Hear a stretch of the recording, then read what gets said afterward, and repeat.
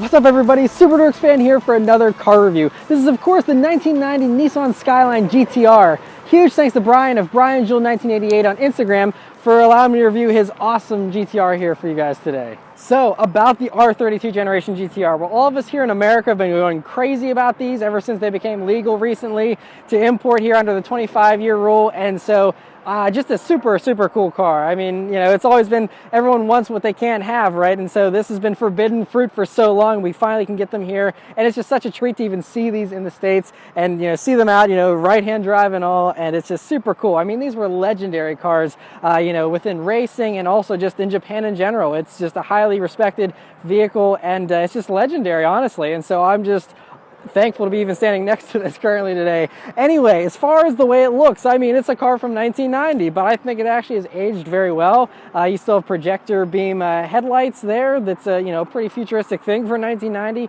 It looks really great. You know, it's got these really nice gold wheels on it as well that really set it off with the white paint job here. And this one has a few interesting quirks like many cars of this age do. This one has the N1 front bumper, but it's not an N1 model, at least as long as the owner is concerned. He's not totally sure because there's a lot that goes into it, and there weren't very good records kept of which cars were which and whatnot. But there's a few things about this car that, you know, it's not an actual Nismo model, but it certainly does seem like, you know, from some of the parts and stuff that someone, whenever this car was in Japan, did a very good job of converting some parts over to the N1 spec and the Nismo spec. But otherwise, it's a basic GT-R, but that's still an amazing thing. You have a tiny, lightweight car with all-wheel drive, twin-turbo, straight six, and overall, just a really cool car. Right, for the interior of the R32 GT-R here, well, it's very cool. Of course, I'm sitting on the right-hand side of the vehicle, which is a new thing. I've never driven a right-hand drive car before, so this should be a new experience. Other things to note, though. First thing you notice, sitting down in these seats, they're actually really nice and comfortable seats, and you know, they're kind of a one-piece design here. It's kind of interesting, and but they have really great support here.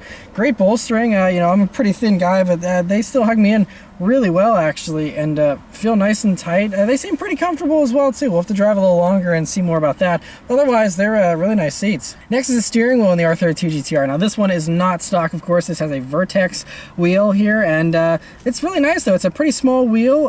It's nicely leather wrapped, has a nice 9-3 grip, and that's about it. It's just a good basic wheel, and I think it's a good design, too, and overall, just really nice. Next is the gauges in the GT-R here, which are really cool.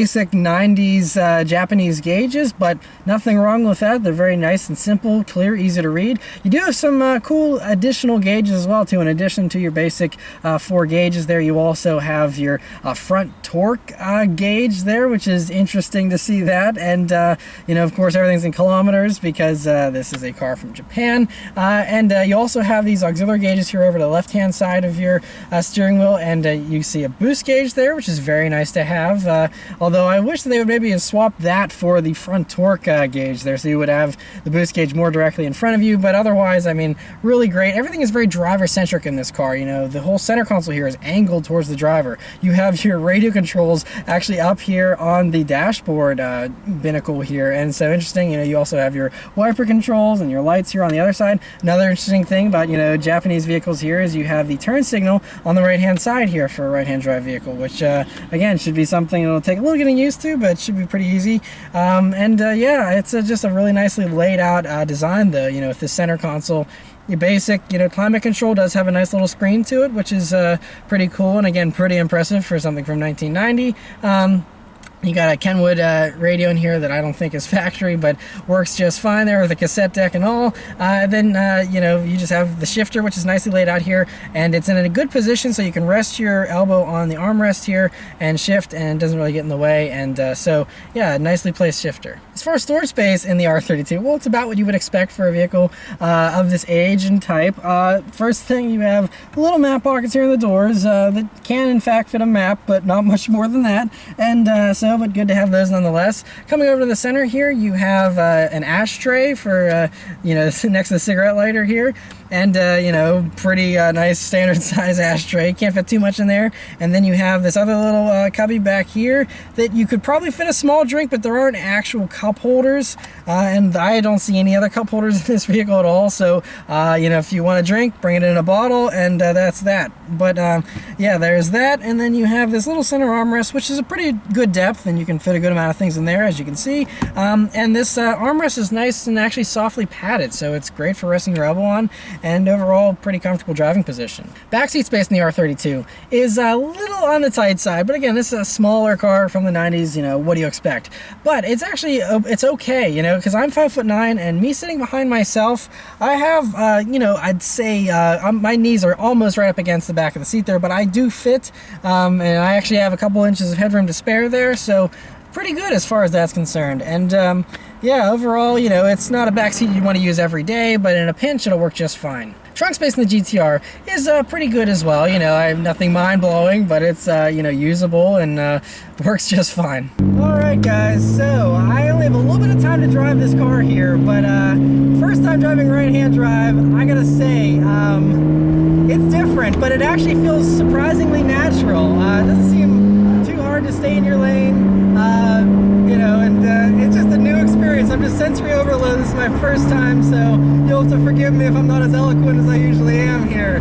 But other things to note about it. Visibility is actually pretty good. I mean, you know, it's because of the shape of these cars, there's lots of glass. You can see around pretty well. There is a pretty hefty seat pillar back there. You kind of have to look around a little bit. But otherwise, you know, as long as your mirrors are configured correctly and stuff, it's totally manageable. It's funny though, because the shifter is the same pattern as it would be with a normal left-hand drive vehicle. So it's kind of this interesting thing to try and figure out. You know, kind of you have to do the thinking completely different. And my left hand's doing the shifting while my right hand's like, oh wait, you need to steer, when I'd normally be steering with my left hand while shifting. And so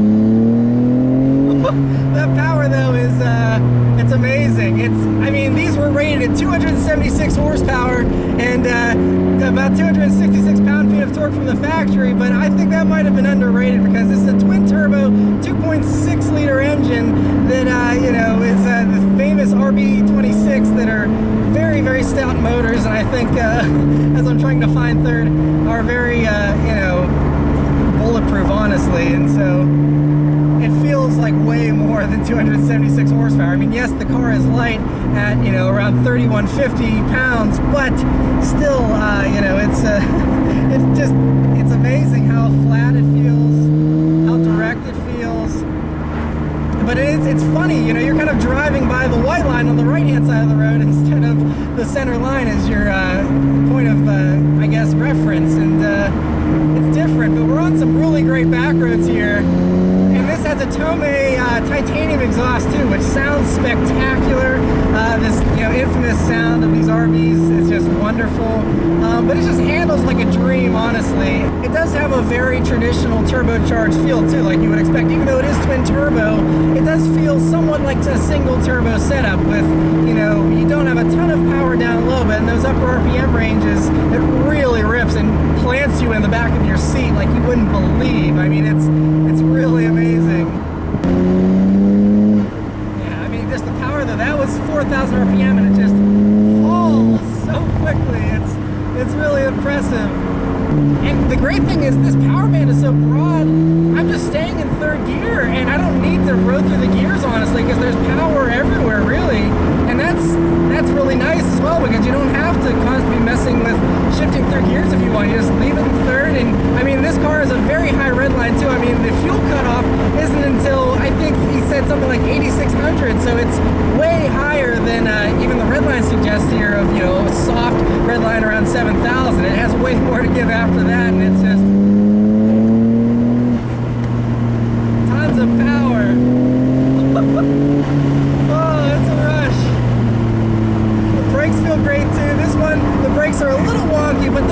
pedals, and they're very, very stout brakes, and just feel spectacular. And I mean, you know, I was not pushing it there at all, guys, but it is mind-blowing. And it's great too, because these are now becoming more and more affordable, because they're just flooding the market now that they're available. And it's a great thing, because for those that want a fun, enthusiast-oriented car that's unique, that's going to get everyone looking and be something that gets everyone excited, you know, you can't beat it for the money. I mean, honestly, there's nothing you can buy that's the same price as this.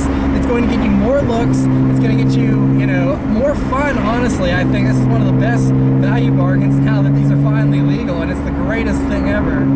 Another thing you notice, though, whenever you're driving one of these, is the pedal box is actually pretty narrow as well, and it's shifted to the right-hand side, which is just something that's interesting. You know, I wouldn't suggest wearing very wide shoes, you know, but it would be nice, I'm sure, for heel towing. I'm terrible at it, but I'm sure that it's set up great for that with how close the pedals are to each other. Another thing to note is the clutch is very easy to use. It's very light and very accessible. It's not, you know, there's this one, of course, is mostly basically stock for an R32. It does have a Mines ECU, but it's on the stock normal low boost levels, so it's running stock boost, and so, you know, it's very much exactly like you would feel in any other stock R32 GT-R. And but yeah, I mean, it feels really nice. I mean, the shifter is very I guess precise. It's not very vague. You know where all the gears are. You just have to remember that it's in the same configuration, because I keep wanting to go towards my body for first gear, but it's not. First is all the way up and to the left. And so just little things like that, little quirks that once you learn them, it's totally fine. It's just kind of your brain for a second is on a little bit of a brain fart, and it's trying to figure out, oh wait, I need to flip everything and invert everything I do. But once you get beyond that, it's a ton of fun.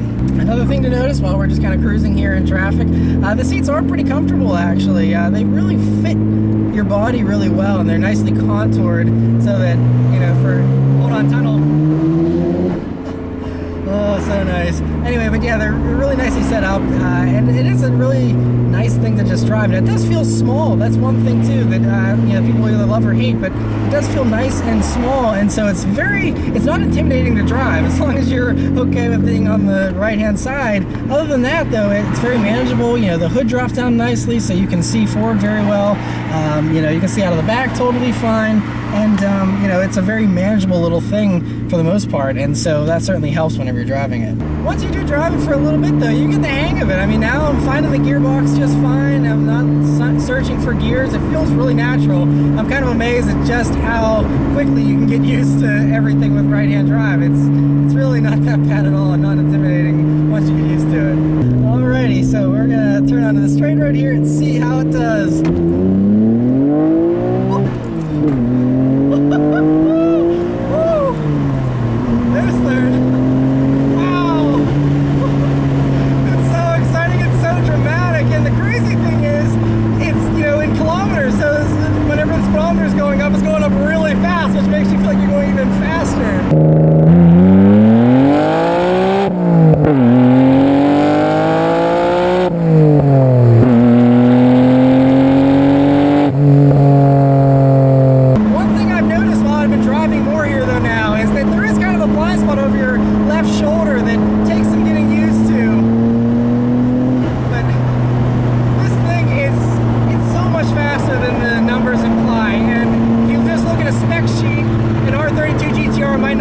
Impressive to you, but the more that you drive it, and just driving it once, you'll understand the magic of this car, because it's truly just, it's special in every way.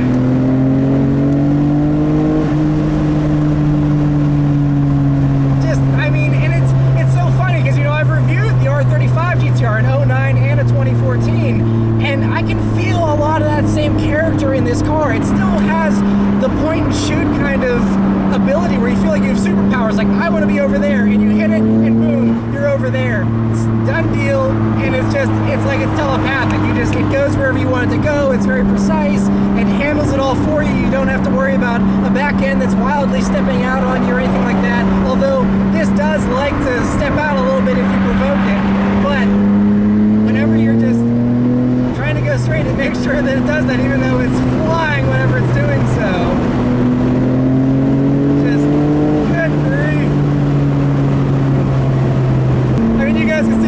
smile on my face. I mean, it's really amazing. Like I said, you have to drive one of these things to understand it. It's mind-blowing. And all the hype, by the way, it's completely warranted, completely understandable now. It's worthy of every single overhyped statement you've seen about it. It really is that great.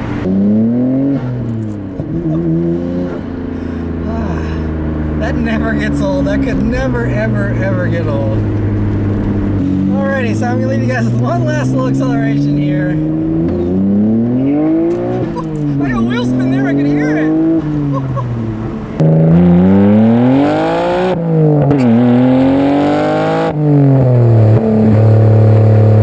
Wow, what a special car. This thing is such a rush. Yep, I gotta say, as far as the Japanese classics go, this is certainly one that I would love to own one day as well. It's really, really special. And I can't give enough thanks to the owner for allowing me to drive his baby here today for you guys. I know many of you are very excited about the idea of an R32 review. So thank you very much for voicing your opinion, and hopefully you enjoyed the video. Thank you guys very much for watching it, and I'll see you next time. Take care.